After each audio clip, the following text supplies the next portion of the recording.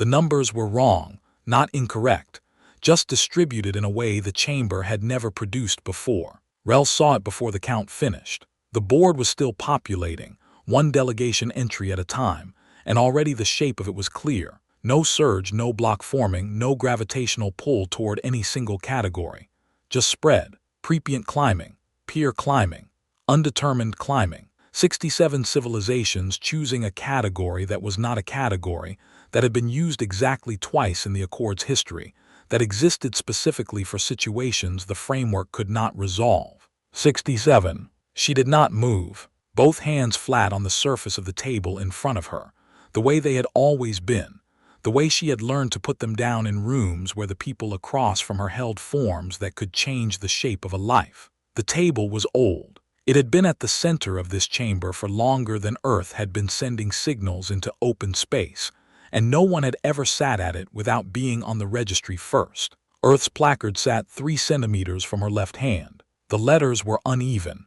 The edges were not straight. What she said next, the Accord had no word for it. Stay close. 63 years earlier, on a Tuesday, an analyst named Quorum had been running a routine audit on a secondary correspondence archive when the filter flagged an anomaly. He almost didn't open it. The anomaly was not dramatic. A single sender domain, consistent across hundreds of messages, all routed automatically into low-priority storage because the domain had never been added to Earth's approved diplomatic registry. Standard procedure. The kind of thing that happened when bureaucratic systems did what they were designed to do, which was route unknown senders away from the primary queue. He opened it. Then he opened the oldest one. The subject line read, Mandatory Attendance, Civilizational Classification Hearing, 2061. Quorum had been working in the Strategic Fleet's Communications Division for 9 years. He was good at his job. He had a particular talent for staying calm when the data said something he didn't want to hear, which was a useful quality in communications work, because data frequently said things no one wanted to hear. He stood up from his terminal. He stood there for approximately 4 seconds. Then he went to find Commander Rel. She was in the middle of a budget review when he knocked. Not the kind of knock that means I have a question. The kind that means I need you to stop what you're doing. She stopped what she was doing. Quorum did not explain in the corridor. He waited until she was at his terminal, seated, looking at the screen. Then he said, The oldest one is from 63 years ago. There are 847 total. Rel scrolled. She did not read. She scanned the way you scan when you already know the shape of what you're looking at and your mind is working ahead of your eyes. Subject lines, dates, subject lines, dates. The language of the headers was formal, bureaucratic, precise. Civilizational classification hearing. Follow-up. Second notice. Final notice. Formal inquiry. Second formal inquiry. 63 years of an institution sending messages into a low-priority queue and receiving no reply and sending another one. Because that was what institutions did, they followed procedure. And procedure required them to continue until the procedure said to stop. She stopped scrolling at message number 14. Where is Director Ennis? Senate Oversight Committee. Pull him out. Quorum left. Rel did not watch him go. She was reading the most recent message, dated 11 days ago, from something called the Intergalactic Accord Registry Office. The language was the language of institutions that had been operating without accountability for long enough that they had confused process with justice. It did not say Earth was primitive. It used cleaner words than that. It said Earth had been formally classified as a prescient developmental anomaly. It said this classification had been finalized, given Earth's continued non-participation in Accord proceedings. It said Earth was entitled to observation status. Something moved behind Rel's eyes. She recognized it. Not anger, something older and quieter than anger, the thing that lived underneath it and had been living there for a long time. She had seen this language before.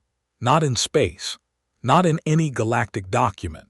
She had seen it on her mother's asylum application, filed 3 times, rejected 3 times. The language of systems that explained in very clean words why your existence was noted and your participation was not required. Director Ennis came in with his jacket half-buttoned. Coram 2 steps behind him. Rel turned the screen toward him. She did not speak, she let him read. She watched his face go through the stages of understanding that a slow, catastrophic failure had accumulated over 6 decades with no single identifiable moment of beginning. No single person who had made the decision, no villain in the architecture. Just a filter, set to standard, doing exactly what it had been designed to do. This was a system error, and he said, we can send a response, we can explain. We're going to do more than explain. Rel said it the way you say something when the statement is already complete and what comes after it is logistics. They classified us, Director. They ran a hearing on the legal status of 8 billion people without us present. They finalized it 3 weeks ago. Our invitation to that hearing is in a low-priority queue. And he's rubbed his face. It was 8 in the morning. What do you want to do? She had already pulled up a different screen. The Parethian witness diplomat Ashrin Vol had been dispatched to Earth under the standard Tier C observer protocol. She had done this work before, 3 times on 3 worlds at various stages of what the Accord classified as pre-sapient development. She had written thorough reports. She had felt something that functioned like affection for the species she observed, the particular warmth a trained eye develops for earnest and small things. She had not expected Earth to send a car, not a diplomatic shuttle, not a ceremonial transport. A car, a black, ground-running, road-bound vehicle that arrived at her landing site on time and was driven by a human named Thomas Breck, who stepped out of it, extended his hand without hesitation, and shook hers with a grip that was neither aggressive nor deferential and simply was, the way functional things simply are. He did not react to her bioluminescence. Not suppression of a reaction, not the careful social management she observed in species that found Parethian coloration unsettling. He looked at her the way a person looks at a colleague, directly, briefly, then away, because there was no particular reason to keep looking. Long flight, he said. She had traveled 6 light years. Yes, she said. He nodded like this was a normal amount of information to receive before 8 in the morning. Temperature okay.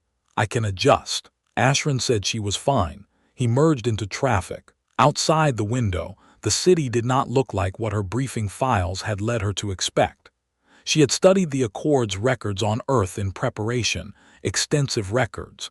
She had assumed, given the species' proximity and the observation protocols that had been in place for decades, the records had turned out to be less extensive than she expected, which she had attributed to Earth's classification status. Pre-sapient developmental anomaly civilizations did not generate the same documentation depth as registered species. What she saw outside the window did not look pre-sapient.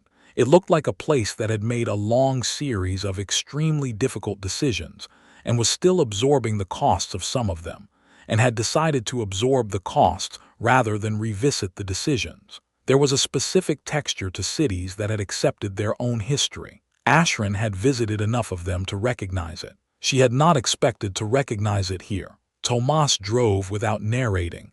He did not explain the city. He did not perform it for her. He simply existed in it, the way people exist in places they have known their entire lives, without self-consciousness, without the slight performative distance she observed in guides who knew they were being observed. He was not a guide. He was a driver who had been asked to pick someone up from a landing site and take her to the shipyard, and he was doing that. Ashrin found this more disorienting than anything else that morning. They arrived at Dockring 14 at 800 hours. Commander Don Orset was waiting at the entrance. He was a lean man, 61 years old, built the way things are built when they have been under sustained pressure for a long time and have declined to change shape in response to it. He shook her hand. His grip was measured, not the studied steadiness of someone managing an impression, but the natural stillness of someone who had run out of things to prove. "Welcome to Dockring 14, he said.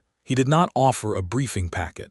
He did not gesture toward a presentation display. He simply turned and began walking, and Ashrin followed, and the shipyard opened around them. She had expected organized storage, a military installation at maintenance, vessels in dry dock, crew working in the methodical way of facilities that ran on procedure. What the shipyard actually took her several docks to understand. Dock Ring 14 was not one dock. It was a continuous installation that extended along a pressurized corridor for a distance that required transit rail to traverse. The ships she could see from Dock 8 were large, not the largest she had encountered.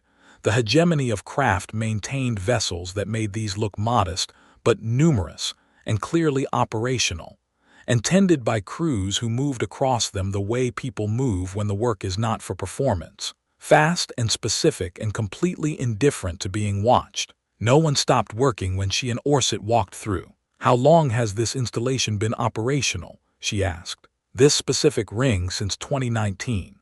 The Unified Fleet Infrastructure Initiative it belongs to started in 2041. And how many rings are there?" Orset looked at her with the particular stillness of a person, deciding how much of the truth is kind to deliver at once. "We can walk through them," he said. They walked. Docks 8 through 16 were connected by transit rail. The rail took 12 minutes.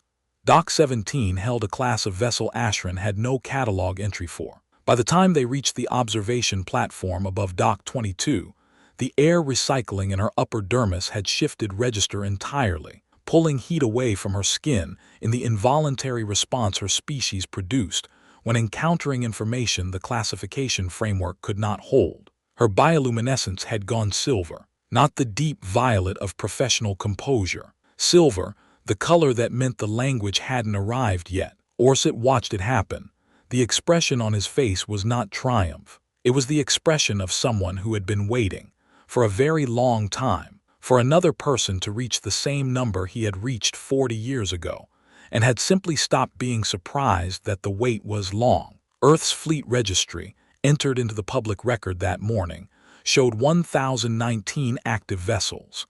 The largest peer civilization in the Accord maintained 61. The difference was not dramatic in the way explosions are dramatic. It was quiet, the way large things are quiet when they finally have room to be what they are. "You had wars," Ashran said.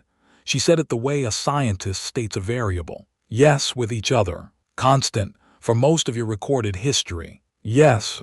She looked at the ships, at the crews, at the particular economy of movement that comes from people who have been doing something long enough that the doing is in the body, and not the mind. "And then you stopped." "Mostly," Orset said, "we redirected." The word sat in the air between them.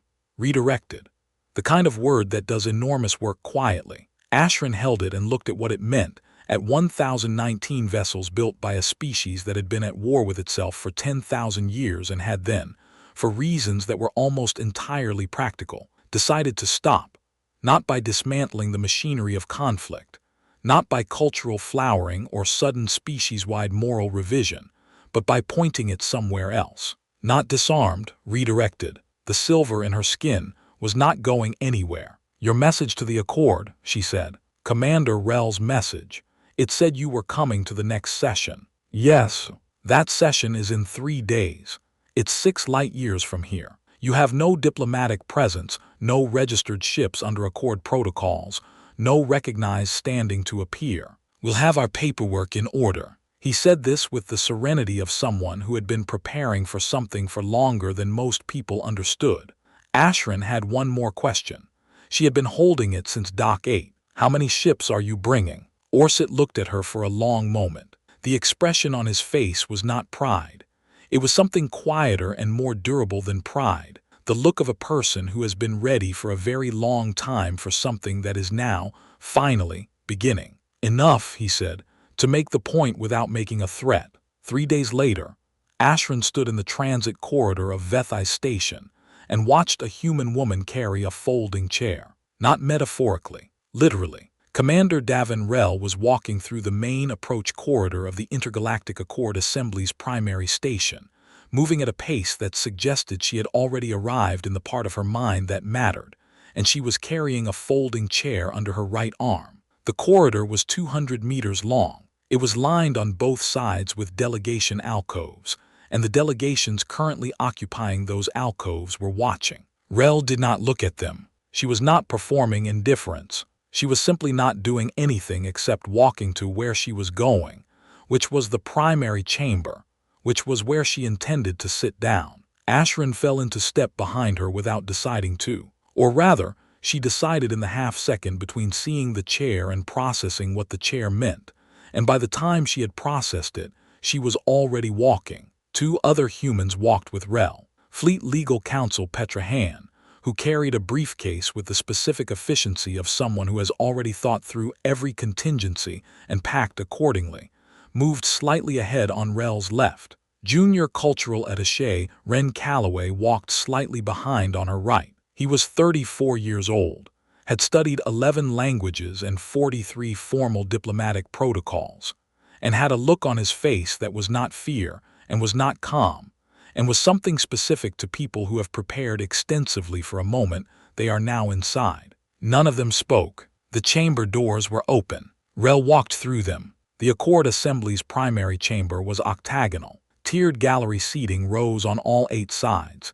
each tier holding the delegation boxes for the Assembly's 218 registered members. The delegations registered through sound, color, physical expansion, the full spectrum of physiological response systems that 218 different species had developed across their respective evolutionary histories. At the center, ringed by primary register seats, was the delegate table. Above it, sealed in glass on the upper tier, were the observer alcoves. They were padded. They had a water dispenser. They were for non-registered entities, journalists from allied worlds, educational delegations from pre-classified civilizations, entities that had been granted temporary observational access. Rel set the folding chair down at the primary table. Not in the glass box, at the table. Petra Han opened her briefcase, removed a small rectangular card and placed it in front of the chair.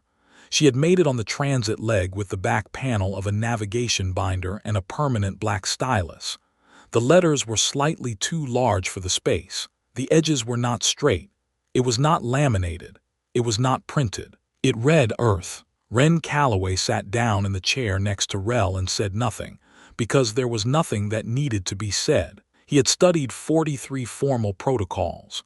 None of them covered this. Ashrin, watching from the mid-tier gallery, felt the silver press at the edges of her dermis. Chair Arbiter Malhin was already at the head of the primary table. He was Kethari, 8-limbed ash-white dermal plating, 2.4 meters standing, eyes set in 2 forward-facing pairs and 2 peripheral. He had chaired the assembly for 74 years. In that time, he had managed procedural challenges, diplomatic crises, species-level disputes, and 3 separate attempts to revise the foundational charter. He had never managed any of them badly. He looked at the 3 humans at the table for a moment that was exactly as long as a professional pause, and no longer. "The floor recognizes," he said, his layered harmonics rendered by Ashrin's translator with its standard half-second delay, "that there appear to be individuals seated at the primary delegate table who are not on the session registry. Commander Davin Rel." Rel's voice was level. "United Earth Strategic Fleet, Earth Diplomatic Corps. We received your invitation." A pause, not a long one. "Earth does not have a registered seat at this table." "Earth has a chair," Rel said. "We brought it." Across the chamber, 218 delegations were doing what delegations do when something unprecedented occurs in a room that has not had anything unprecedented occur in a very long time. The Parethian delegation, Ashrin's colleagues on the upper tier, had cycled from violet to a pale blue of concentrated attention. The Dravani block, occupying the primary gallery tier 1 seats they had held since the chamber's founding, registered their response as a low harmonic shift that translated as collective recalibration. 3 Branhari delegates had expanded visibly, their outer membranes distended with contained intensity. Malhin consulted something off-screen. Earth's current classification under Galactic Registry Protocol 7, Section 4, is Preopient Developmental Anomaly, Class C. Under this classification, Earth representatives are entitled to observation access only. Participation in primary chamber proceedings is not. Rel placed a document on the table. It was printed, it was bound. The cover page was clean. On it a page count, 1412. She placed it without ceremony, the way you place something when you want the object itself to do the speaking. Earth's formal response to the preapient classification, she said, including a full review of the evidentiary basis for the original 2061 hearing, the procedural irregularities in a hearing conducted without the subject civilization's knowledge or participation, and Earth's annotated commentary on every accord treaty signed in the last 63 years that affected Earth's solar system without Earth's consent or representation. Malhine looked at the document. That document is 1,412 pages. We had time on the transit leg. Petrahan did not change her expression. Ren Calloway found a point on the wall and studied it with great focus. A Branhari delegate in the mid-tier gallery expanded another 3 centimeters. Malhine called a preliminary procedural pause. Not a recess, a pause, the distinction carrying weight in assembly protocol. The chamber murmur rose and fell. Ashrin watched from her gallery seat, the silver still threading through her baseline violet, and opened her observation log. She typed a header, deleted it, tried again. Deleted that too. What she had been trained to observe in 3 prior assignments was the developmental arc of pre-classified species. She had frameworks for this.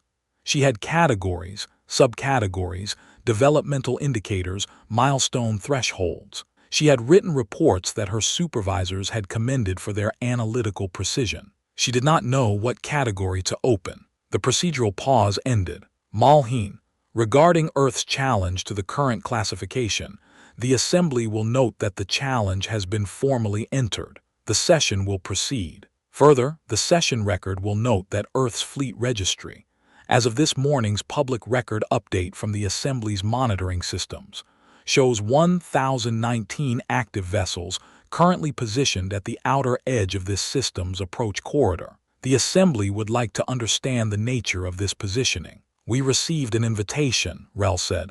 We wanted to be prepared. Is this a military posture? She considered the question the way her mother had considered questions from people who held forms that could say yes or no to her future, with patience, with the specific restraint that is not weakness but is the conscious decision not to spend all your cards in a single moment. 1,000 ships is not a posture, she said. It's attendance. The chamber noise shifted register. On the upper tier, a craft delegate was speaking rapidly to his aide. The craft hegemony was the largest single military power in the Assembly, had been, until that morning, when the Earth Registry had entered the public record, and the rankings had quietly, irrevocably rearranged themselves. Malhine moved to the next item on the session record. Petrahan uncapped a stylus. She set it beside her document stack, a small, precise gesture, the kind made by someone who has already thought 2 moves ahead. Then she began. The Assembly will note, she said, that the original 2061 classification hearing was conducted under Protocol 12, Section 8, which requires confirmed notification to the subject civilization. The Assembly's own session records show that notification was filed. 3 separate filing confirmations exist in the record, a pause that was calibrated exactly. None of them show receipt confirmation. The harmonic from the Drevani tier dropped a register. Earth's formal procedural challenge, Petra continued, is filed under Charter Article 7, Section 12. A classification proceeding conducted under Protocol 12 without confirmed recipient notification is procedurally incomplete. The challenge is therefore valid on its face. Every Assembly decision issued under the authority of the 2061 classification, every treaty, every exclusion, every jurisdictional ruling affecting Earth's solar system rests on a hearing Earth did not know was occurring. She capped the stylus again, set it down. The sound of it was barely audible. Malhine was quiet for a long moment. The faint shimmer at his joint points that indicated Kethari's stress response was not yet visible. He was, to his credit, a professional. The procedural challenge is noted and formally entered into the record. The Assembly will review. We're aware of the timeline for review, Rel said.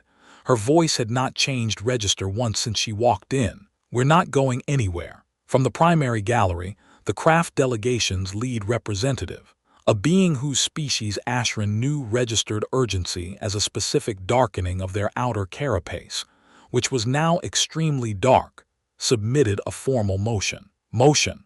That Earth's fleet presence constitutes an act of military intimidation, and that Earth be formally designated a threat civilization pending full military review. Malhine tabled it, not defeated, tabled. Rel watched the tabling the way you watch a door that has been locked from the outside. She noted the lock, noted the door, filed both somewhere accessible. Noted, she said.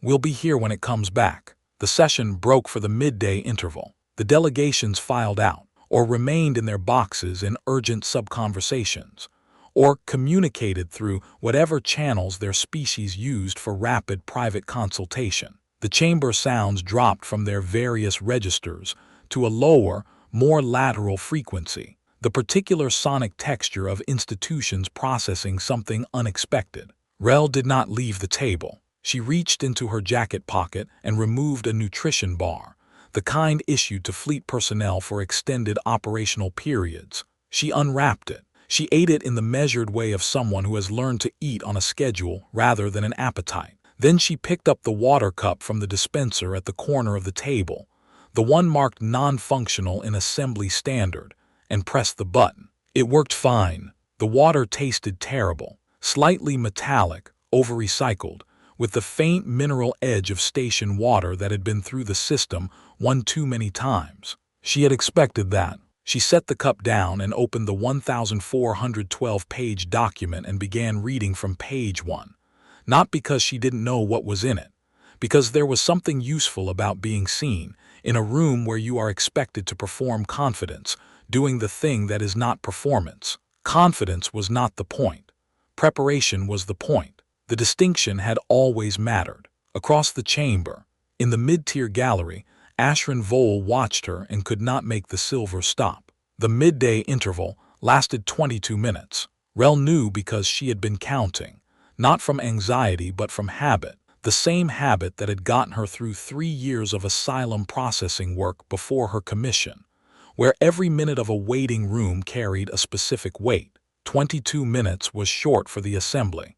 It meant the recess had not been restful for anyone. She was still at the table when the delegations filed back in. She had finished the nutrition bar. She had drunk the terrible water. She had read 47 pages of the 1,412-page document, not from the beginning but from a section she had flagged on the transit leg, Charter Article 7, the notification provisions, the language of confirmed receipt versus confirmed filing, the gap between those two phrases that Petra had identified 6 weeks ago and had been sharpening ever since. The gap was real. The gap was, in fact, the entire floor of the Assembly's authority over Earth, and the floor had never been confirmed. Petra came back first, 3 minutes before the session resumed. She sat down, opened her briefcase, removed a fresh notepad, uncapped her stylus, set it beside the pad. The sound of the cap coming off was very small. Rel noted it the way she noted everything in rooms where she was outnumbered. Ren sat down without being asked. He had brought coffee from somewhere. He poured a cup and set it beside his own materials and did not offer any to anyone else because he had assessed the room correctly. This was not a coffee moment for the table. It was a coffee moment for Ren specifically, which was different. The craft delegation returned last. Their lead representative, Gorathal, was darker in carapace than he had been before the interval. His aide was leaning toward him and speaking rapidly in a register Ashrin's translator, rendered as urgent counsel. The session resumed. 6 light minutes away, in the forward observation deck of the flagship Endurance, Commander Don Orset was watching the same session feed that his comm station had been running since the Earth delegation walked through the chamber doors. He had not spoken in 40 minutes. Comms officer Lydia Frost had been monitoring from her station, tracking both the session feed and the fleet's holding pattern. 1,019 vessels spread across the outer approach corridor, in the specific formation that the tactical brief had called non-aggressive presence, which meant they were exactly where they were supposed to be, doing exactly what they had been told to do, which was nothing, precisely and deliberately. "Sir," she said, "Gorathal is moving a second motion." "I see it." The craft delegation had submitted, formally and into the record, a request that the Assembly authorize an immediate military review of Earth's fleet positioning, not the threat civilization designation. That was still tabled. This was a procedural motion, smaller, harder to table on technical grounds. A way of keeping pressure on the process without triggering the objections that the larger motion had. Orset did not move from the observation window. The approach corridor was dark outside it, the kind of dark that was not empty but was full of ships holding very still. "Should we pull back?" Frost said. "Even just the outer perimeter, signal some deference. Give Malhine room to handle Gorathal without the fleet numbers being the first thing everyone is thinking about." Orset was quiet. On the feed, the session was processing the craft motion. Malhine had received it. He was reviewing. "We're not here to threaten anyone," Orset said. "Sir, with respect." Frost turned from her station. She had worked with Orset for 11 years, and she had learned in that time that there was a specific kind of statement he made that sounded complete but was not, and this was one of them. "We already are a threat, not because we pointed anything at anyone, because we exist here in this number. We can't unbe that, but we can be it slightly further away." Orset looked at the feed. Malhine was still reviewing. The Dravani harmonic in the chamber had dropped another quarter register. "That's different," Orset said. Frost waited for the rest of it. It didn't come. She turned back to her station and thought about what "that's different" meant, when the thing being discussed was being a threat versus threatening, and understood after a moment that he meant they were not the same action. One was a condition, the other was a choice. Earth being here in this number was the accumulated result of 40 years of redirected effort existing in the same room as the galaxy it had been excluded from. They had not pointed anything. They were simply present. Being present was sufficient, and pulling back would not make them less present. It would make them appear uncertain about their own presence, which was different and worse. She did not move the fleet. In the chamber, Malhine tabled the craft's secondary motion on the same procedural grounds as the first.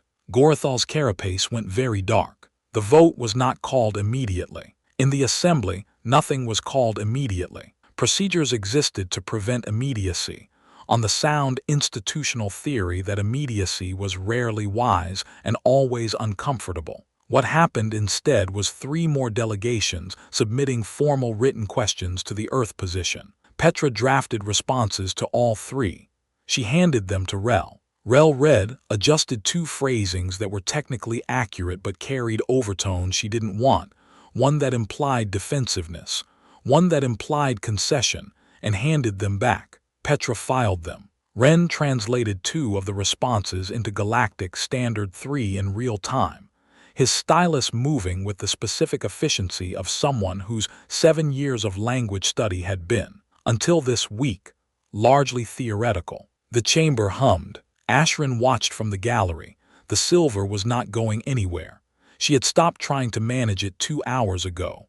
Around her, the other Parethian delegates had noticed and were, with great professional delicacy, not noticing. She was senior diplomat. Her bioluminescence was her own business. She opened her observation log. She typed, "The human delegation does not manage their bodies." She stared at this sentence. Every other species in the chamber was managing. The Parethians managing color, the Dravani managing harmonic output, the Branhari managing membrane expansion, with one delegate in the lower gallery who was losing that particular battle and had expanded to roughly 1.5 times his standard volume. The craft delegation managing the impulse toward whatever craft delegations did when the military ranking beneath them had just rearranged by a factor of 16. The 3 humans at the primary table were not managing anything. Rel's hands were flat on the table. They had been flat since she sat down. Petra was taking notes. Ren was drinking his coffee. None of them were controlling a stress response, because none of them were producing one that required control. It was not the blankness of species with low-effect nervous systems. The Ardini had that, a genuine placidity, no sharp edges, lovely and ambitionless. The humans were not Ardini. The humans had edges. She had seen them in the shipyard, in the ships, in the way Rel had walked through 200 meters of registered civilizations carrying a folding chair without a single unnecessary movement. What humans had, she typed slowly, was not an absence of stress response. It was a structure built over time that was holding its shape under load. She deleted this. She would need better words than that. She would find them later, in the anteroom, in the silver light she was apparently going to be producing for some time. Malhin called the vote. It appeared on the session record as a standard agenda item. The wording was formal. Resolution of Earth Civilizational Classification Formal Challenge Review. Assembly vote required per Charter Protocol 7. 5 categories on the board. The standard 4, pre-appeant, developing, peer, elder, and at the bottom, a 5th option that had appeared in the record that morning and had been there quietly for anyone paying attention. Undetermined, pending further assessment. Ashran had submitted it in her overnight report. Malhin had allowed it onto the ballot without comment, which had told Rel something useful, which she had filed in the same place she filed everything useful. The vote opened at 9:30 Assembly Standard. The first entry, pre-appeant, unchanged. Rel had expected this. Some delegations had their positions before the session started. She did not move, both hands on the table. Second entry, developing. Third, peer. Fourth, pre-appeant. Fifth, undetermined. The board populated. Not quickly, not in surges, but steadily, one delegation at a time, each entry a different kind of admission. Ashran watched the numbers and watched Rel watching the numbers and noted that Rel's posture had not changed at all since the vote opened. Her hands were still flat. Her eyes moved between the board and a fixed point somewhere above it, not unfocused but settled. The way the eyes settle when a person is not surprised by what is happening and is simply recording it. The Branhari delegate had fully doubled. The craft block had gone collectively still, which in a species that usually registered everything as movement was its own significant data point. At 11:40, the vote closed. The chamber sounds, the colors, the harmonics, the expansions, the particular sonic weight of 218 species processing a single piece of information simultaneously, dropped to something that was not quiet, but was the presence of many different sounds all choosing, at the same moment, to wait. Malhin looked at the board. Pre-appeant 33, developing 27, peer 41, undetermined 67. Total cast 218. The math was simple, and the chamber had already done it. 2/3 of 218 was 146. 67 was not 146. No category had reached 146. The board had received 218 votes and had not produced a majority in any direction, which meant the system designed to output a classification had processed all available input and had generated, for the first time in 211 sessions, nothing. Not a result, an absence of result. The silence lasted 4 seconds. Ashran counted them. In 211 sessions of the Intergalactic Accord Assembly, across species with lifespans ranging from 11 years to 4 millennia, across civilizational disputes that had reshaped the political geography of 3 galactic sectors, the classification system had never failed to produce a majority. It had been designed by the founding species with specific redundancies to prevent this. The redundancies had not anticipated Earth. Malhin looked at the board for a long time. Then he looked at the table, at the chair, at the placard. The letters were uneven.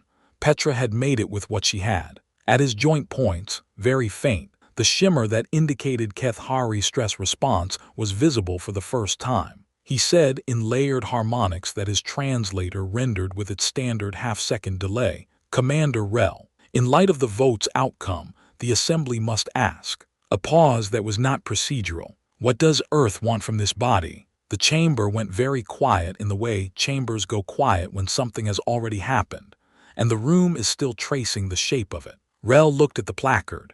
She looked at the board. She looked at Malhin directly. Then she stood up because she had learned a long time ago, in rooms much smaller than this and much more personal, that some things were said standing. A seat, she said, a real one, voting rights, treaty protections, formal recognition under galactic law. She did not raise her voice. She did not need to. And when someone rewrites the charter, and someone will, the classification system needs to be rebuilt from the ground up. The framework you are using was designed for a galaxy that did not include us.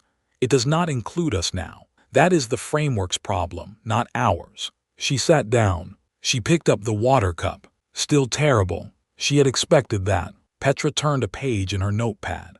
One page.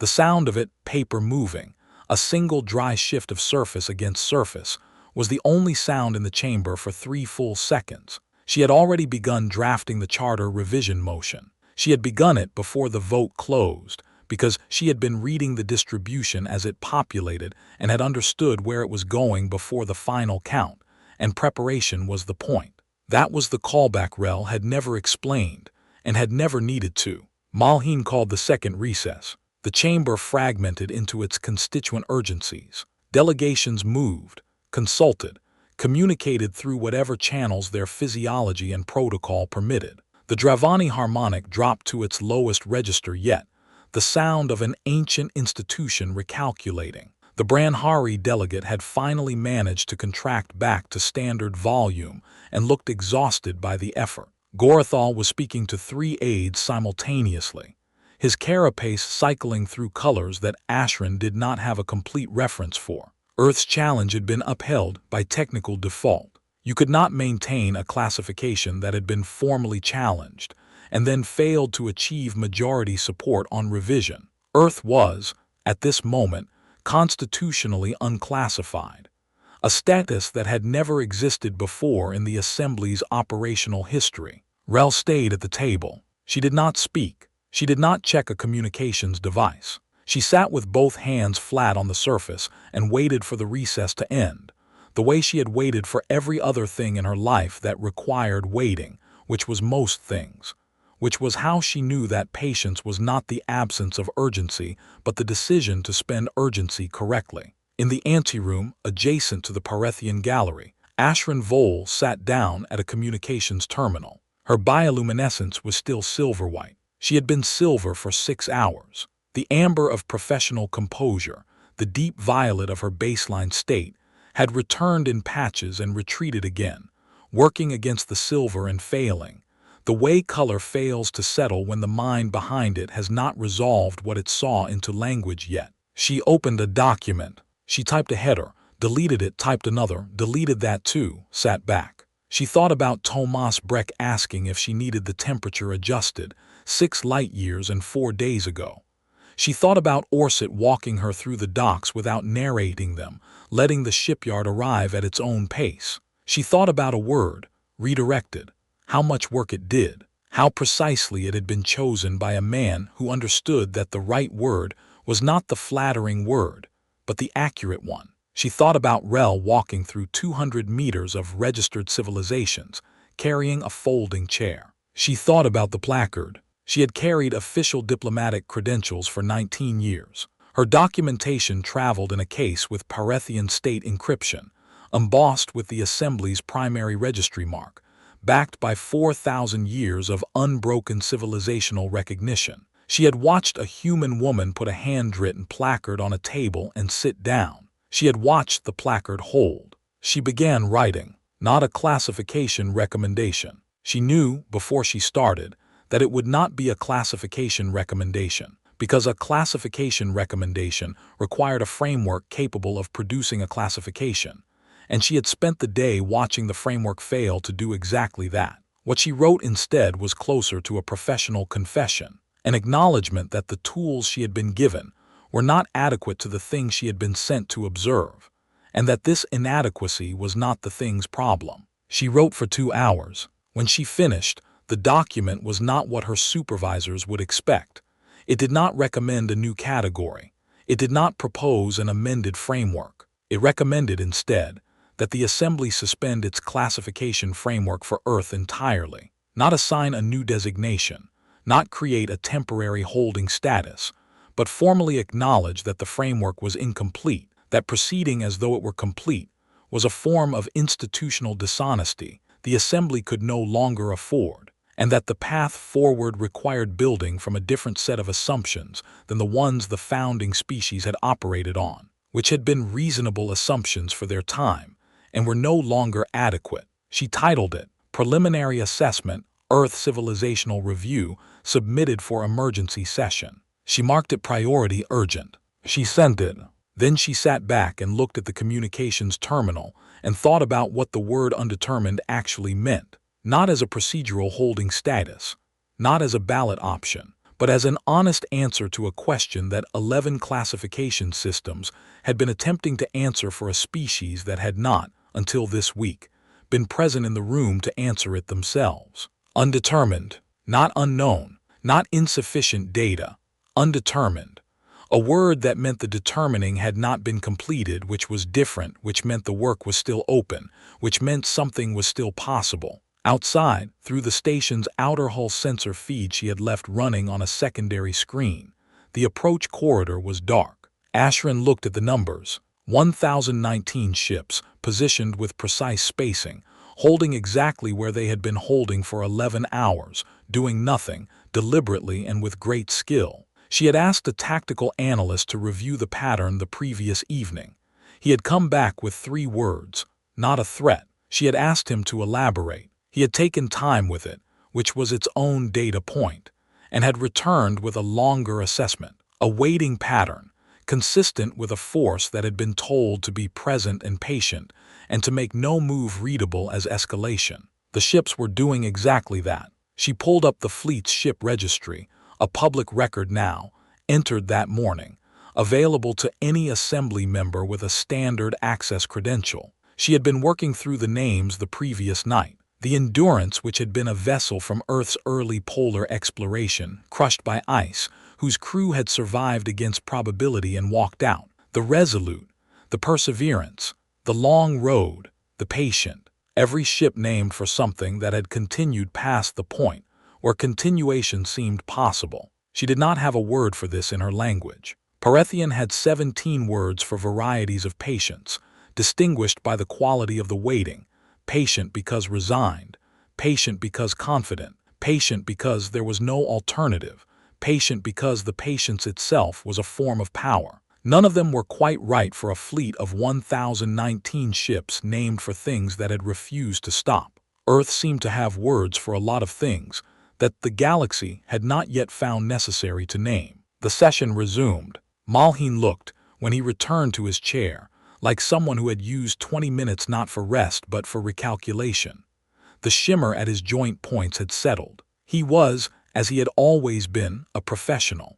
Whatever the recess had cost him internally, it was not visible in his posture or his voice when he called the session back to order. He looked at the Earth delegation. He looked at the placard. The Assembly, he said, must discuss the implications of an unclassified status and determine a path forward for the next session. The current status of Earth's civilizational designation, as of the vote outcome, is constitutionally unresolved. The Assembly has no precedent for this outcome. We will need to establish one. We're aware, Rel said. The process will take time. We're aware of that too. A pause. Earth will need formal representation in that process. Yes, Rel said, we will. Malhin looked at her for a moment. Not a professional pause.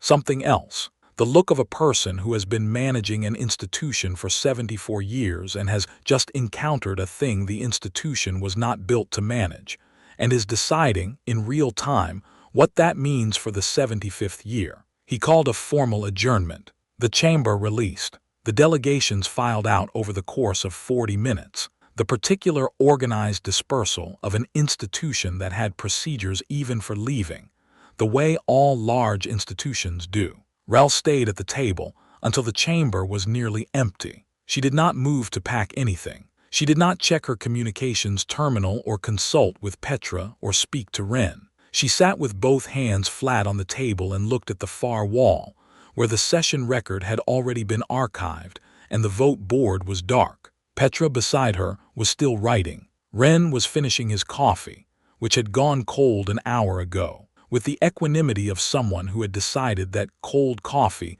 was a reasonable price for being present at the first unclassified status in Assembly history. Rel reached over. She straightened the placard. One small, deliberate motion, 2 fingers adjusting the card stock so that it sat squarely in front of the chair, centered, the edges as even as they were going to get. The letters were too large for the space. The edges were not straight. It had been made on a transit leg from whatever was available because there had not been time to do it properly, and because waiting for proper tools was exactly how 63 years had happened. It had sat on the primary table of the Intergalactic Accord Assembly for 11 hours. It had sat through 7 rounds of procedural confrontation and 1 failed classification vote, and the first null result in 211 sessions, and a demand that the Assembly rebuild its framework from the ground up. It was still there, still Earth. The white space around the word was not empty.